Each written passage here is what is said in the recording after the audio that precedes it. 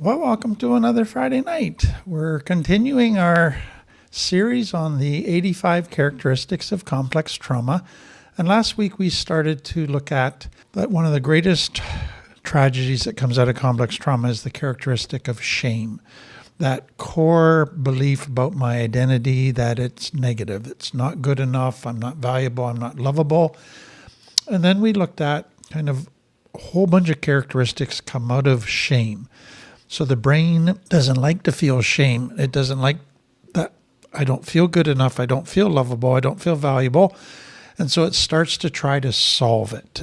And so we looked at a bunch of different ways that the brain tries to solve shame, but sadly it just makes shame worse. And I want to continue looking at some of the characteristics that come out of shame. So to me, a massive one is codependency.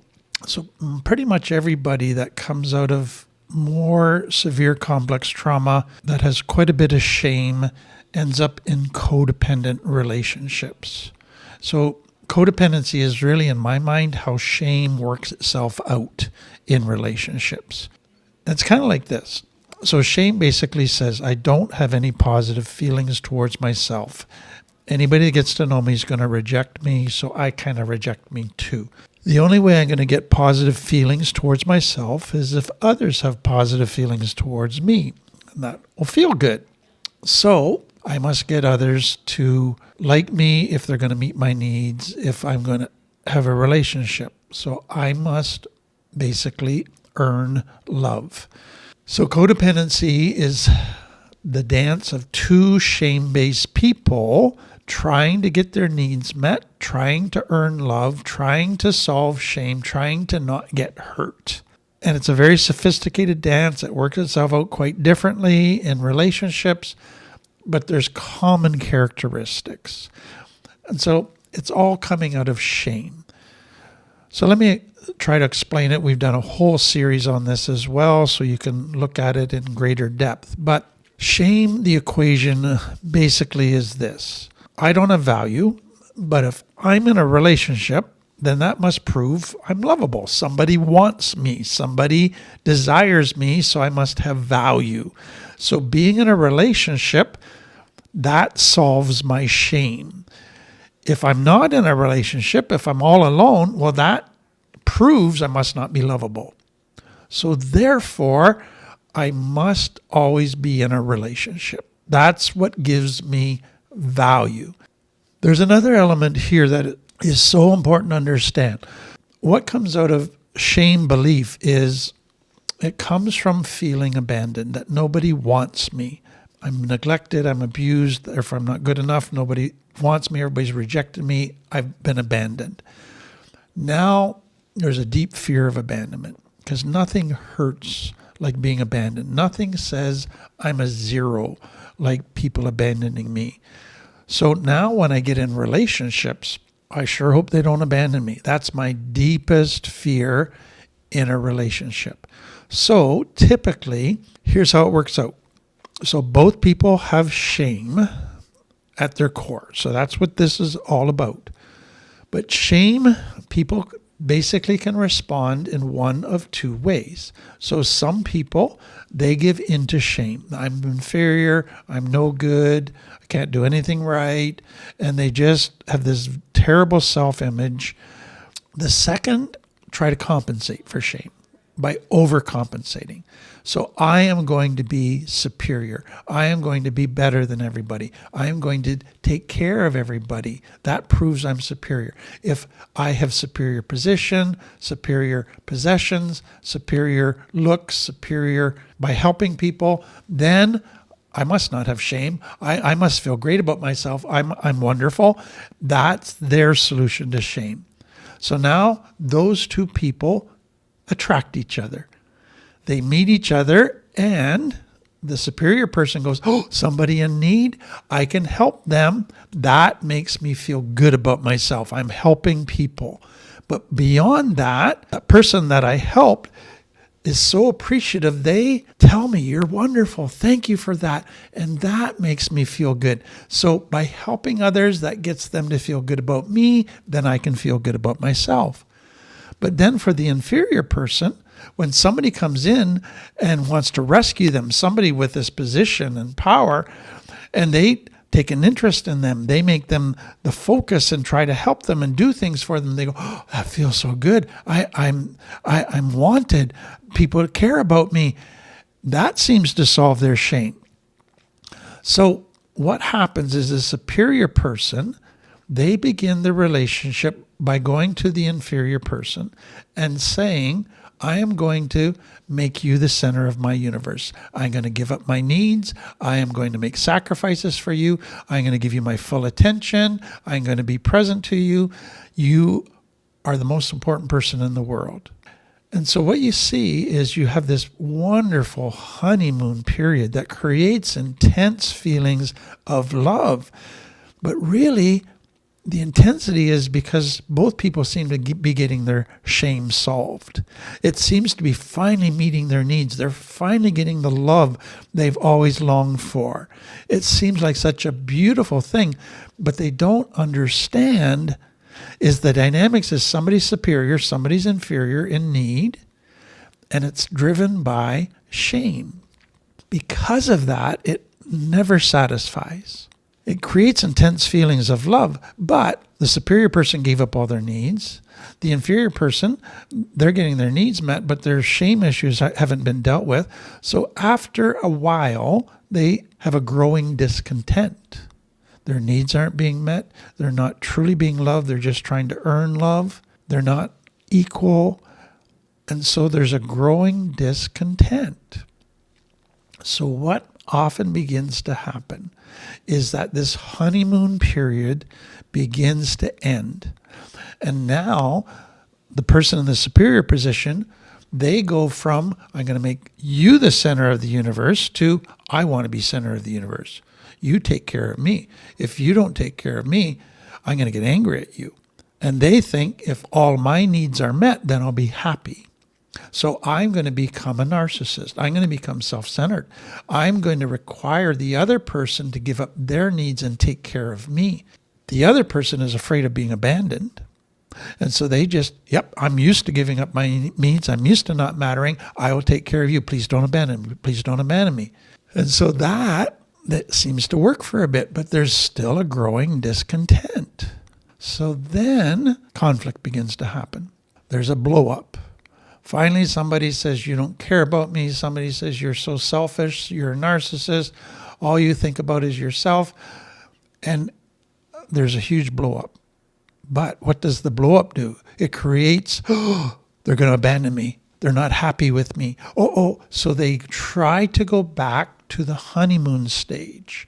I'll give up all my needs. I'll just take care of you. Let's put my best foot forward. I'll put all my masks back on. I will try to be the most giving, loving person around. And that seems to work again. But then discontent. So they start to fall into this cycle. And honeymoon, things start breaking down, blow up, then everybody on their best behavior. Honeymoon, things start breaking down, blow up, cycle. But as the relationship breaks down, the cycle gets faster and faster.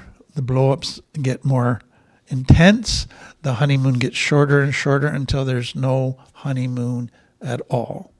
It just becomes constant disrespect, anger, closing of your heart to the other person, but a fear of abandoning.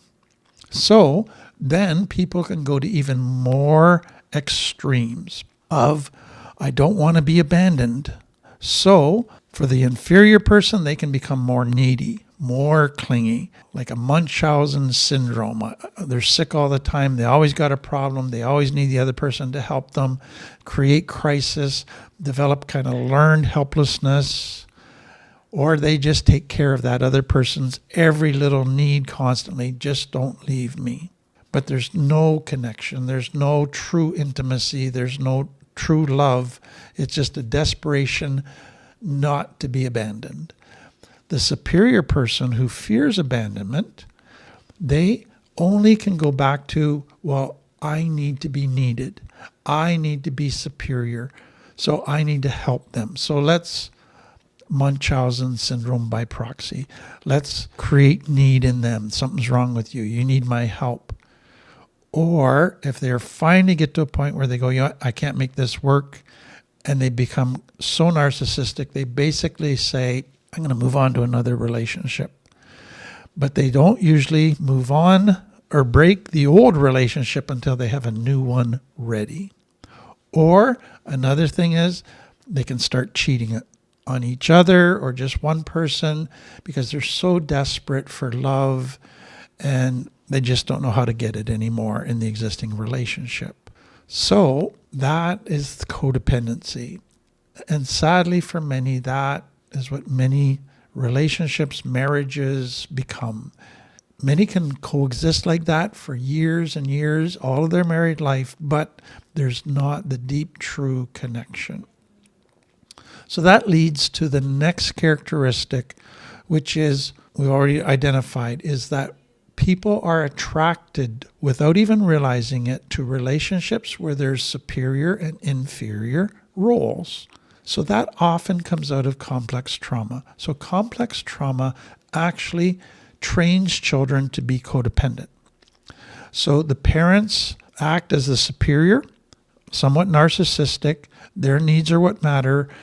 The children just need to obey. The children just need to learn to sacrifice. The children need to be good for the parents and conform to the parents' rules. So the children give up authenticity. They give up their needs. They sacrifice. They take care of the parents, but they're inferior. And so that becomes their normal. They're trained to be codependent, which basically is, I have to earn love. I'm not going to be loved for being authentic.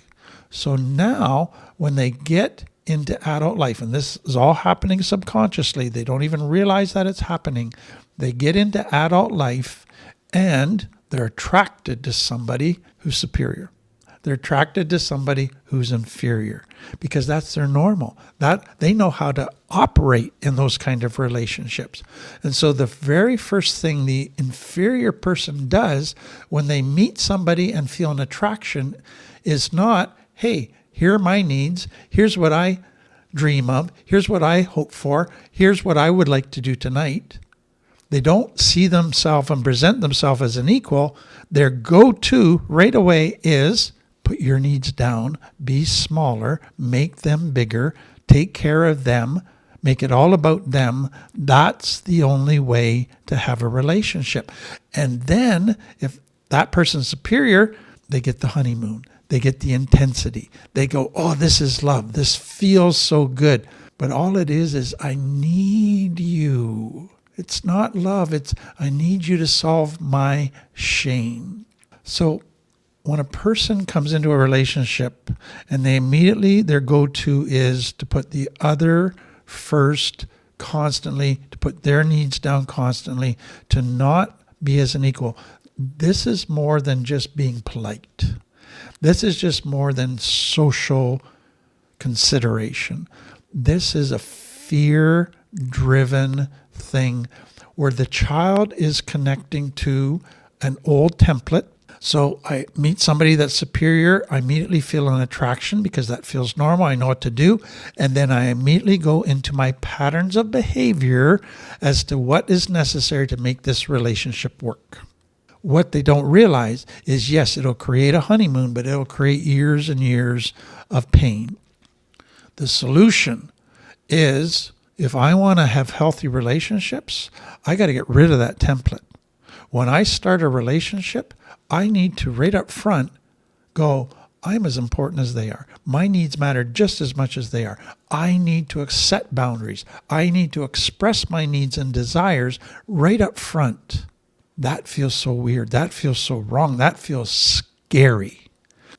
Let me give you another piece that comes out of this for the superior person. So the superior person is attracted to this inferior person, and often they're helping them. And what they're saying is, I just want you to be better. I want you to have help in this area so you're stronger. And so if you're struggling financially, I want you to be in a better place financially. If you're struggling with some addiction or personal issues, I want you to get past those issues. And so they act like, yes, I just want to help you to be stronger and better. But what happens when this other person starts to get healthier? They start to get to a point where they don't need the rescuer. Well, that makes the rescuer very uncomfortable because the only way they know to have relationships is they need to be needed. And so it kind of becomes this paradox, like, I want you healthy, but I need you sick. That's what's going on subconsciously inside the superior person. So what happens for many superior people is they'll rescue people. Once the people start to get healthy, they knock them back down. So you think you're better than everybody now. You think you don't need anybody anymore. And they knock them back down. But here's the challenge for so many people in recovery. So you were always raised as a child in the inferior role. Parents were the superior. So then when you were struggling in adult life, they came in to rescue you and help you. If you struggled with addiction, with child issues, with financial issues, now you're in recovery. You're starting to grow. You're getting healthier and healthier. You now become a threat to your parents. They're trying to knock you back down. They're trying to say, oh, you don't think you need your family. You think you're better than everybody. All of those kind of things. What you begin to realize is you're facing a dilemma. If you continue to grow, you're going to grow farther and farther apart from your parents or from the friends that rescued you. So your continued growth is going to lead to a relationship that just gets more distant, and then you might actually lose the relationship. So you're basically faced with a choice. Do I want to get healthy or do I want to hang on to the relationship? Sadly, for many people who haven't healed their shame well enough yet, they go, I can't be abandoned. I can't lose this relationship. So they sabotage their recovery and they knock themselves down. And then the old dynamics are back. Then the parents complain about where you're at, but they need you there and they keep rescuing you, and that makes them feel good about themselves. So understand this. Superior-inferior dynamics never leads to a healthy relationship. Healthy relationships only happen when it's two people who see themselves as equals, that their needs matter just as much as the others, that they can set boundaries just the same as the other person can set boundaries, but both have to be committed to growing. If only one is committed to growing, it's going to put a strain on the relationship, cause conflict, and that person is eventually going to have to make a decision. Do I keep growing and lose the relationship, or do I stop growing to keep the relationship? The next characteristic that comes out of complex trauma and shame is perfectionism. So the brain sees perfectionism as a solution to shame in multiple ways. So number one, if I'm perfect, then I'll respect myself. That's a solution to shame. If I'm perfect, then I'll accept all the weak parts of me that I rejected before. And if I'm perfect, everybody else will love me and respect me and validate me. And if I'm perfect, I'll never get hurt. And if I'm perfect, all my relationships will run smoother. And if I'm perfect, I'll never be a burden to others. So being perfect, wow, that is a wonderful solution to shame. And so many people fall into perfectionism. Now, what I have found is a lot of people fall into perfectionism and they don't even realize they have. They don't see themselves as perfectionists.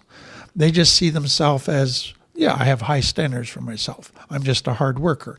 I just do what it needs to be done. If you're going to do a job, you might as well do it right. So they don't see themselves as perfectionism, and they don't see that they're trying to solve a shame issue underneath. So let me give you some of the characteristics of perfectionism.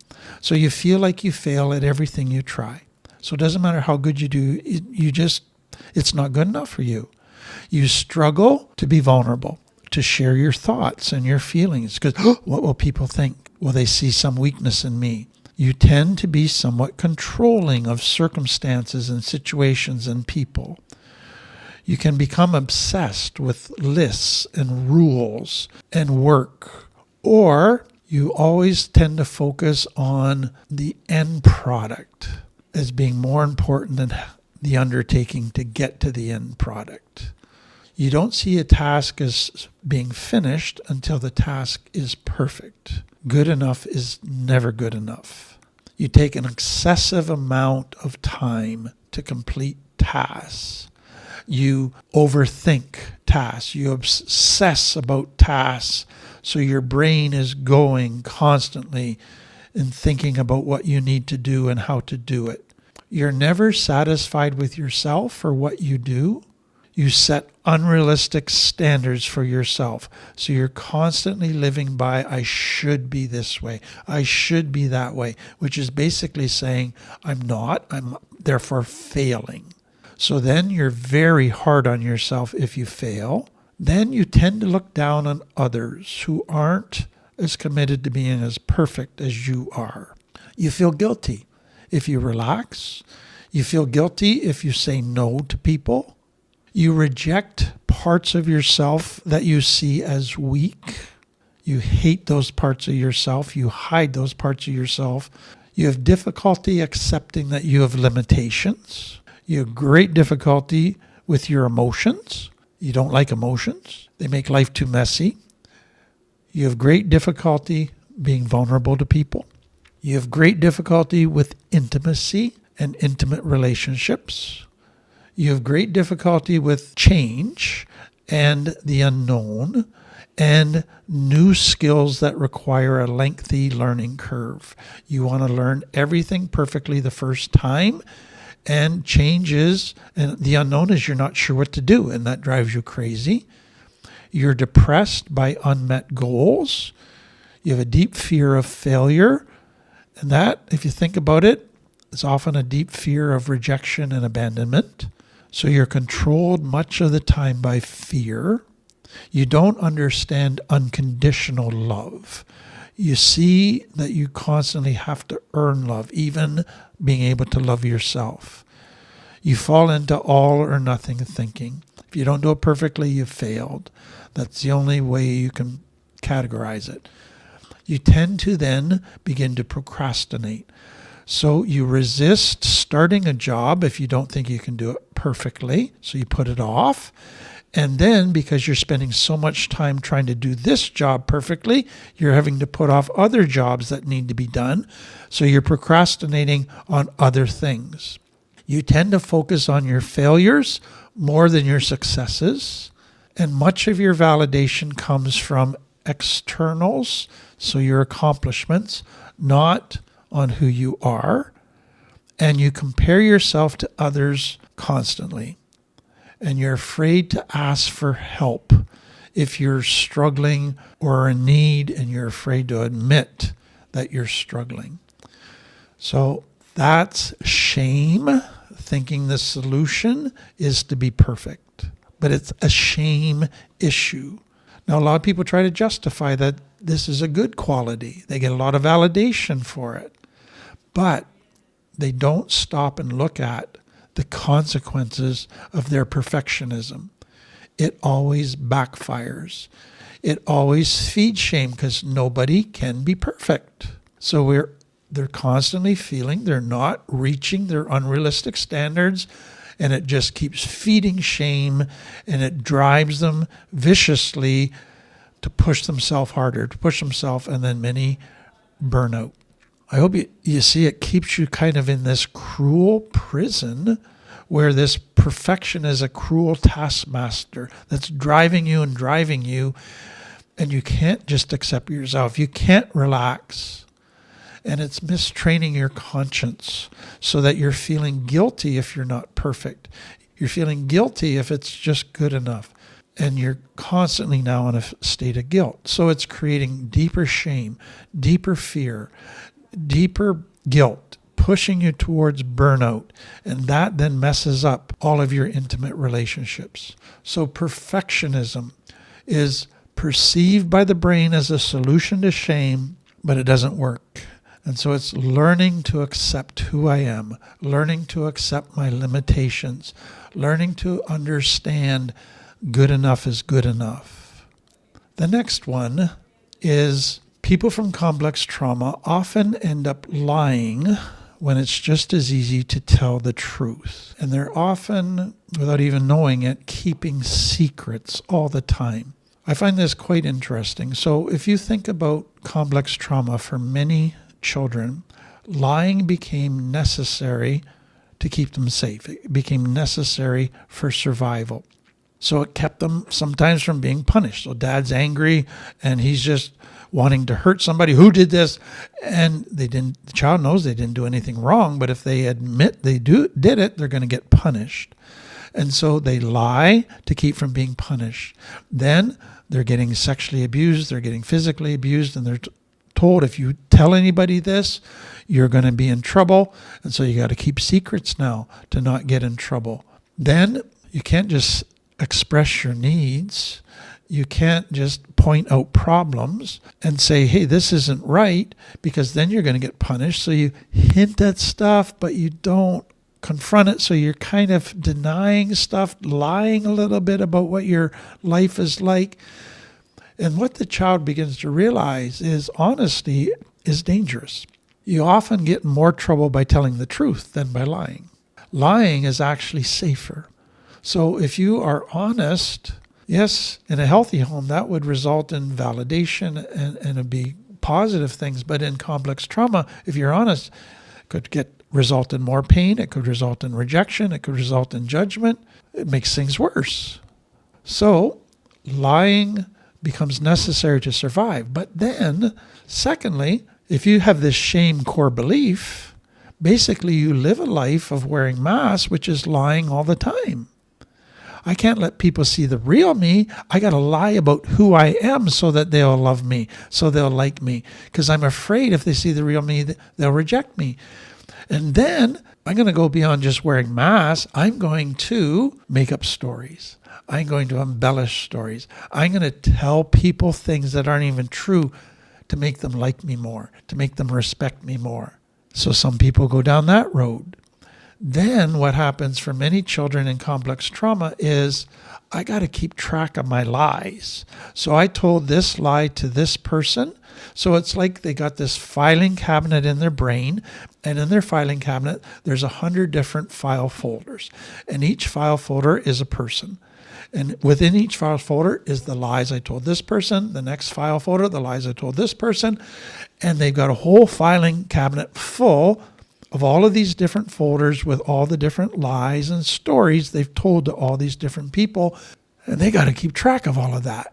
And that takes a lot of work. Some children lie so much and they actually get respect and validation and people seem to like them more and they impress people that they get to the point where they can't even distinguish between their own lies and the truth. They actually start believing their own lies. And so now truth and fiction, they're all just the same to them. But what's happening internally when a person continues to lie? At some level, and they suppress it, it's in the subconscious, but at some level, there is guilt. That feeds into more shame. See, I am no good. I am a loser. I hate myself even more. But then they begin to realize that people start to catch on to their lies and people aren't trusting them the same way. People don't want to connect with them the same way because they don't know if they're being lied to. So there's an increasing loneliness that begins settling in. So this person comes into recovery, and what they begin to understand is that healthy relationships, healthy lives are built on trust and truth. And so I got to be honest. And so they're in a situation where it would just be it'd be easy to tell the truth. They can see there wouldn't be any negative consequences for telling the truth. But their brain goes, but lie just to be sure. Just to be safe, let's just go to the lie route.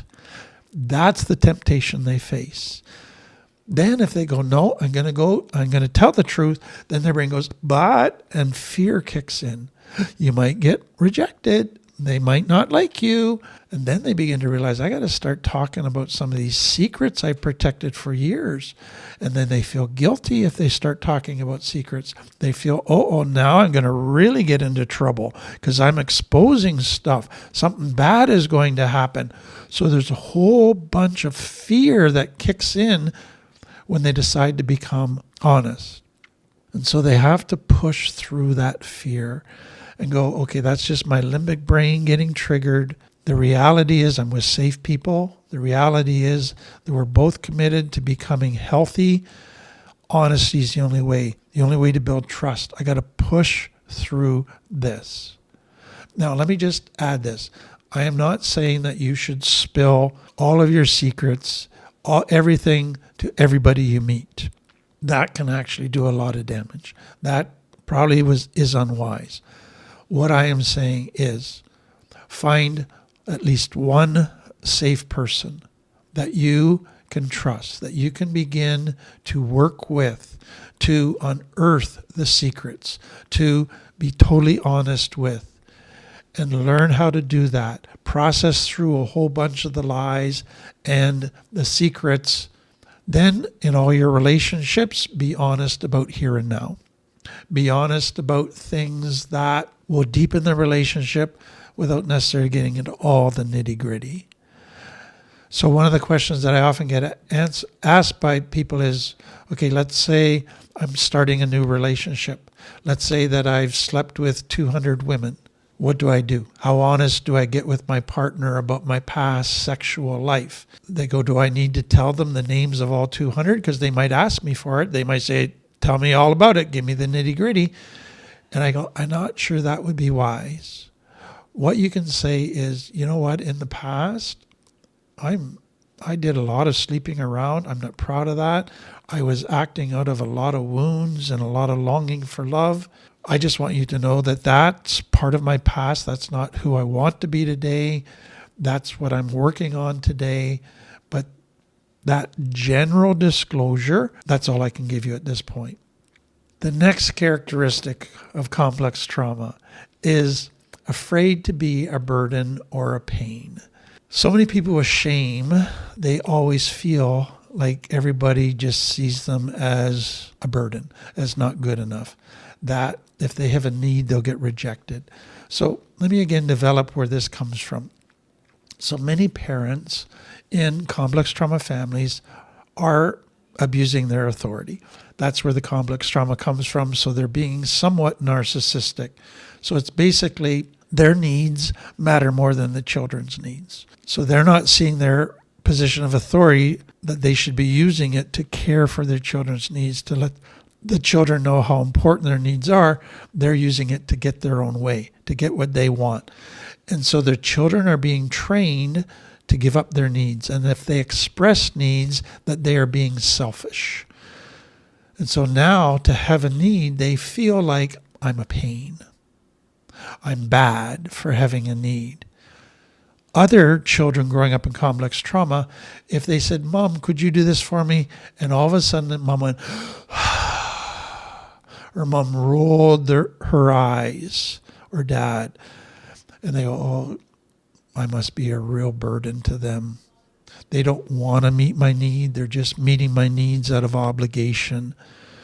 Oh boy, I'm a burden. Or they had a parent who was physically sick or depressed, who really wasn't able to meet the child's needs, but the child didn't perceive it that way. The child just perceived it as, wow, I'm such a burden to my parents, to my mom. Just having needs makes me bad. It makes me a weight. It makes me an extra responsibility that drains them. Or they might have had a parent who was a workaholic, who was always stressed out with work. And so whenever the child came with their need, the parent would get exasperated. The parent would get frustrated and a bit angry. And so the child felt like a burden for having a need. Or they had a parent who was so focused on image and looking good all the time that if their child had a need, the parent got frustrated because it made the parent look bad to have such a weak child, to have a child who wasn't totally put together. And so the child was shamed for having needs. The child was made to feel guilty. Some had parents who were busy taking care of all the kids in the neighborhood and volunteering in all kinds of activities and organizations to help other people, that they had no energy left for their own kids. And the kids felt like a burden to that parent. Some parents, they had never really grown up. They just had needs. And so now they wanted their children to take care of them. They wanted their children to comfort them, to listen to them, to do stuff for them. So the child had to become the parent. So now the child felt, if I have a need, I'll be a burden. Then some children grew up in a home where whenever they asked their parent for something, the parent made it all about themselves. Well, if you only knew how hard my life was, how difficult life was, and here you are wanting me to do stuff for you, and the child felt like a burden. Or some parents never saw their children, never got their children, never understood their child or even tried. And so the child just felt totally misunderstood, always felt like a burden and a pain. Some children were made to feel invisible. They just felt unseen, unheard. And part of what came with that is, if I'm visible, then I'm a burden. Then some child were made to be the hero, where they were always accomplishing, taking care of everybody, sacrificing, working hard. They were made to feel, if you ever have a need, shame on you. You're always supposed to be strong.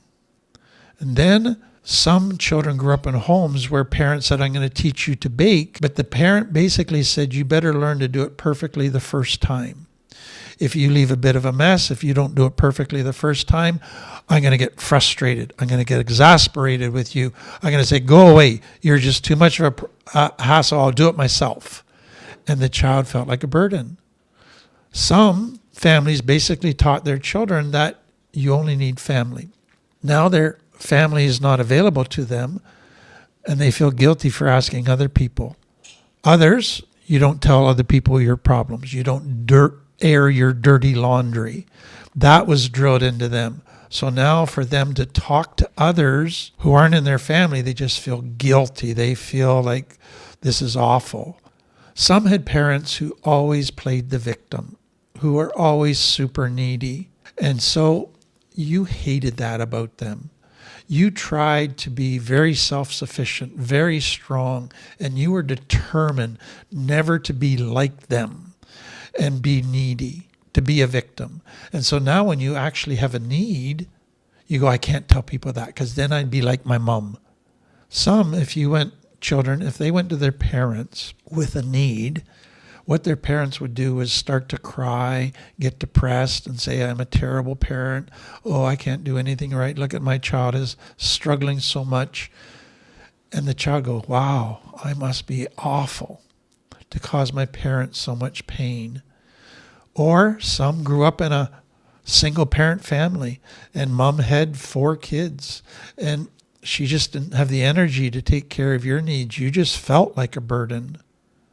Some grew up with a parent who was always some new sickness or problem or pain every day. That's how they got attention. And so for you to come with a problem, well, that made them look bad. That made the focus off of them, and they made you feel bad for that. So many children ended up trying to have no needs, trying to be invisible, trying to take care of everybody else, but not have needs, because they thought that would make the perfect family and that would make them the perfect kid, and then they would be loved. To have needs is to be a burden. So what you can see is any of those 20 parenting types made a child feel like a burden or a pain. So let me just take that a little bit farther. What are some of the signs that you might have this today? Because a lot of people, again, haven't even really thought about whether this is a characteristic of shame in their life. So you're afraid to ask for help. You're afraid to inconvenience anybody with your problems. You're afraid to burden people with your problems. You're afraid to put too much on anybody. You think everybody's too busy for you or has their own problems to worry about. They don't need yours. You think you're not a priority with anybody or you're not worthy of other people's time or energy. You just don't want to be too much for people. Or you're afraid to look weak or too needy. You're proud of being strong, and that's been your identity, and you can never admit that you have weaknesses. You've basically always had the goal in life, which said that the sign of being healthy is self-sufficiency, that you do not need anybody. You love getting validation for taking on responsibility. And you see need as total weaknesses and that people will look down on you for needs. You've worked hard to convince yourself that you don't have needs. You shut down any feeling of need in your life. You take any sign of tiredness in another person as, okay, I can't talk to them about my problems. You often feel abandoned, that nobody cares for you. You're more alert to the needs of others than you are to your own. And if you do have a need and you admit it to yourself, instead of sharing it with others, you go, oh, it's just because I had a hard day, or I just need to work harder, or I'm just weak. So you minimize it somehow to make it your fault. Let me end with one final one today, and then next week we'll finish the shame-related characteristics. Have trouble saying no or fear of saying no. So again, shame's conclusion is that I can only feel good about myself if everybody likes me. And if somebody's upset with me, that proves I'm not good enough. So how do I make sure that nobody's ever upset with me? Never say no. Always do what everybody else wants. Never set a boundary with people. That leads to another piece to this that is important to understand. Often in complex trauma, the child again starts with their healthy natural instincts, so they say no, they set boundaries. That gets them in trouble. That gets them punished. But more than that, often it gets an anger reaction from the person they say no to, mom or dad. Anger intensifies the hurt that they receive. Anger then becomes something very scary to a child because something bad always happens when somebody is angry.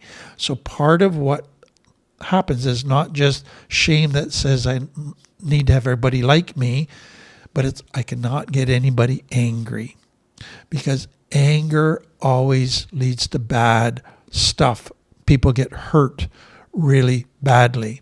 There's often another component that's in some complex trauma families or in some cultures, and that is there's a teaching that it's wrong for children to say no, that children are to obey, children are to conform.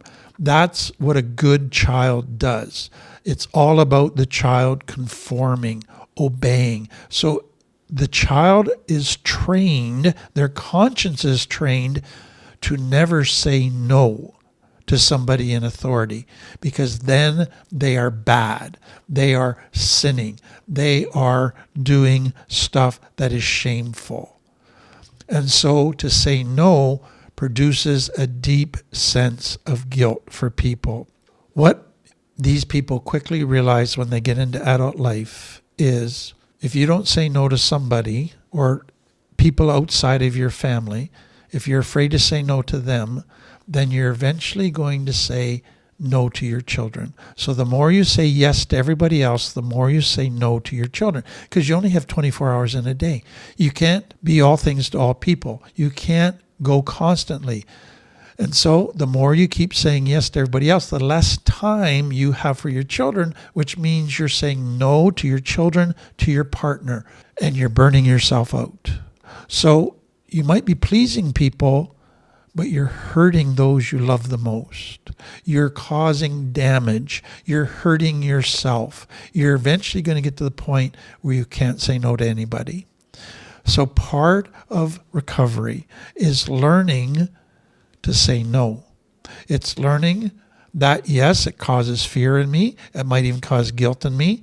It might even cause me to feel that this proves I'm not good enough. I'm a bad person. But as you get through that, you begin to get comfortable with it. You begin to experience the benefits of saying no to others and saying yes to those you love the most. So those are the characteristics for today. Again, I hope that as you're seeing this, some of you are going to be feeling a bit overwhelmed. Some of you begin to go, I knew I screwed up. I didn't know I was this screwed up. But I hope you begin to realize, okay, now I can see where all of this is coming from. There's some shame stuff here that comes out of my trauma. That's where I need to focus on healing. I don't need to be putting Band-Aids on symptoms. I got to deal with the core. Thank you for being with us.